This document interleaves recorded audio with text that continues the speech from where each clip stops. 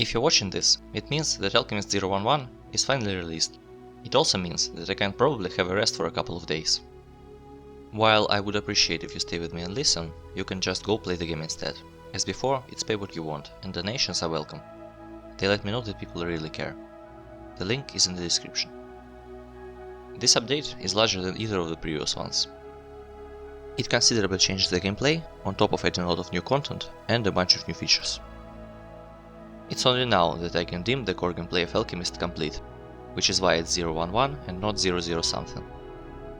Hopefully, now that I've reached this point, I can start making smaller updates, focused more on content and quality of life, but we'll see.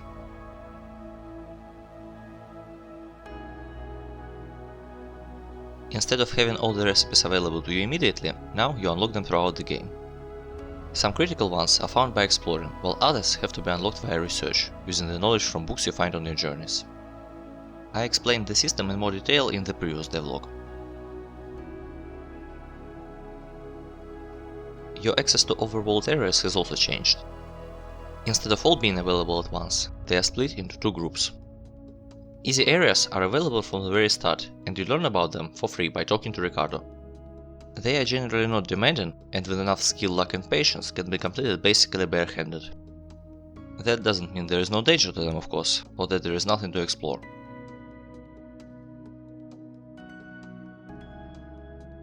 Harder areas become available after completing a certain quest for the bartender. Ricardo points you towards those areas in exchange for your potions. The places themselves are far more dangerous, and having some advanced potions is very useful and sometimes necessary. On the other hand, the rewards are far greater, both in materials and in knowledge you can obtain.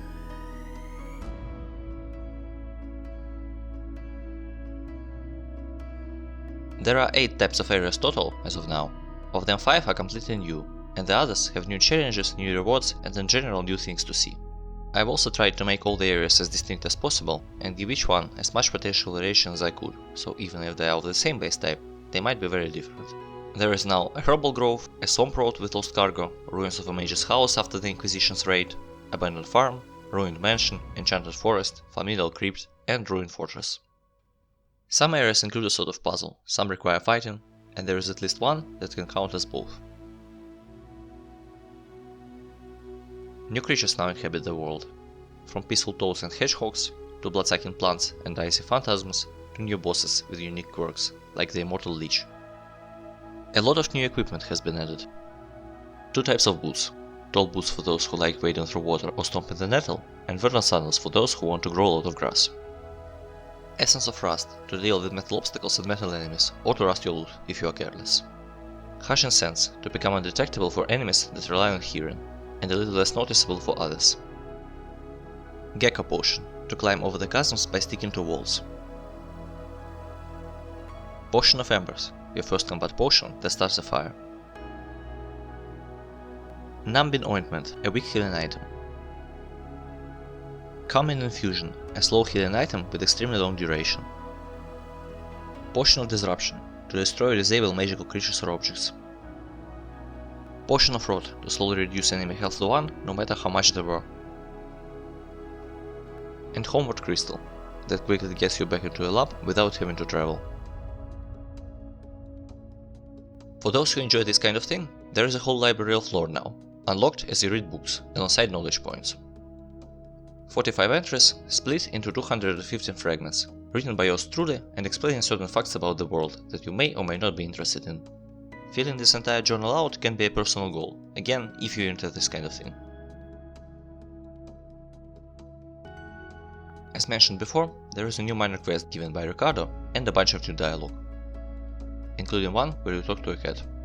There is also an enormous amount of new items to find, appropriate for the new areas.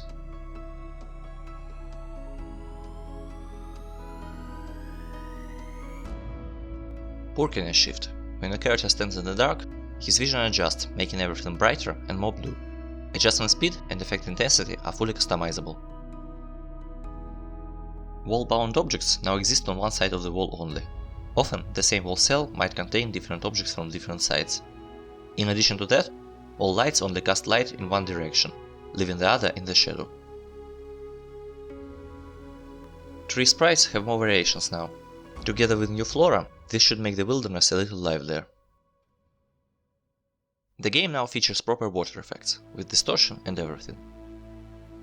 It can be seen in all its glory in the swamp area. I've included many sounds for the actions that were missing them before, mostly harvesting various components. That's in addition to sound effects for new creatures and items. Thanks to Redrick, now we have the special music for dungeons. Not only is it new, but it's also dynamic, shifting based on how dangerous the game thinks the situation is.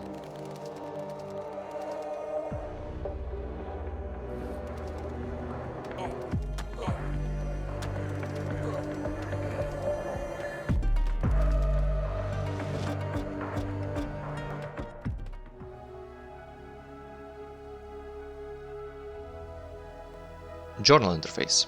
Not only it tracks your quests, but also automatically catalogs the components that you've encountered. It also lists all the unlocked recipes, so you can see them whenever you want, without having to go back to crafting stations. And of course, there is also a tab with lore, should you ever want to reread it. Now, in crafting interface and other similar ones, you can adjust amounts by 5 if you hold shift. I've added a lot of new settings to the options menu. What I'd like to highlight especially is the brightness setting that specifically makes darker areas brighter while not affecting the more brightly lit ones. So if you feel like your eyes get tired, you could use this option, at the cost of some atmospheric lighting of course. Here is also an option to make your character hit the target repeatedly. This was available before by holding shift when choosing the target, and the option makes this behavior a default. Obviously, unless ignore threats option is enabled, the game will not queue more than one action if you are threatened to take damage. And in case you are playing with a mouse but don't want the game to draw the arrows, you can disable it too. Last but not least, as my shaders and solar systems happen to disagree in rare cases, there is a troubleshooting tab for those specific situations.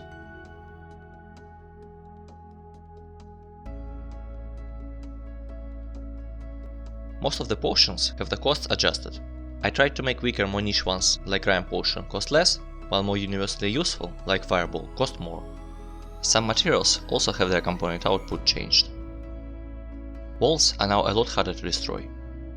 They take about 6 Fireball explosions on average. Also, Shockwave Potion no longer has any effect on stone and metal, only affecting crystal and wood. Shockwave Potion stun is increased from 2 to 3 turns. It was always supposed to be 3 turns actually, but due to a bug it wasn't. Certain plants now yield from 1 to 2 components randomly, in exchange for higher chance to have none. This is to reduce the amount of clicking gathering those items. Potion of Liquid Chaos has naturally become even less predictable with all the new potions in the pool. I'm yet to find someone brave enough to actually use it in the game.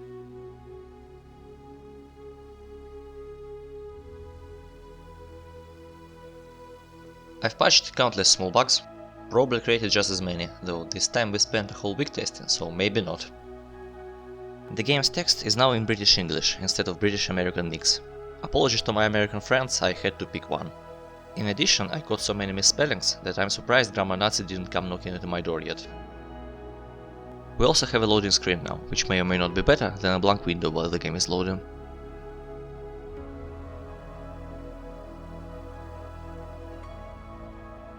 If you made it here, then I don't know what to say. You must really like my voice. Thank you, whatever your reason is. I will continue my work on Alchemist, as 0.11 is still pretty far from 1.0, and if you're new, welcome. I will keep sharing my development progress here and on my Twitter, so if you're interested, consider subscribing. See you!